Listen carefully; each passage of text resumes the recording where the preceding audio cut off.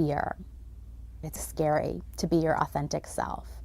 And that idea seems true because often, right, when you've thought about going for your dreams or really being more authentic in your work or your life, a kind of fear comes up. And I used to think of it that way too. And then I read a teaching by the late Rabbi Alan Lew, and it really changed my view on the situation. Rabbi Lew talked about how in Hebrew there are actually many words for fear, and he talked about two words in particular. One is pachad, and pachad is a fear of projected or imagined things.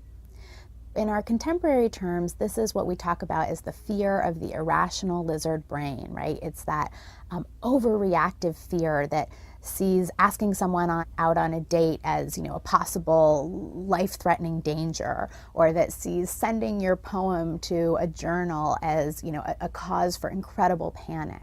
That's pachad, the fear of imagined worst-case scenarios or consequences, a kind of delusional fear that we're all hardwired to have. But here's the fascinating part. There's a second word in Hebrew for fear, and that word is yirah. And yirah is the closest translation in our language would be awe, but it's not exactly awe. Rabbi Lew defines yirah as the fear that comes upon us when we inhabit a space that is larger than we're used to inhabiting, when we are in the presence of something sacred or divine. And when I heard that, I understood differently what I've experienced, what my clients experience, what you've experienced when you touch an authentic dream for your life. There's some pachad in there. Oh my God, what's going to happen? But there's also a lot of yirah. There's that sacred, trembling feeling of being in the presence of something really mysterious and otherworldly.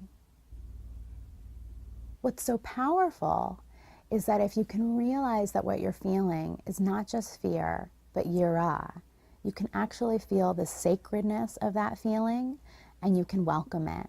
You can live in a more peaceful way with that kind of butterflies in your stomach feeling that comes up when you think about going for your big dreams.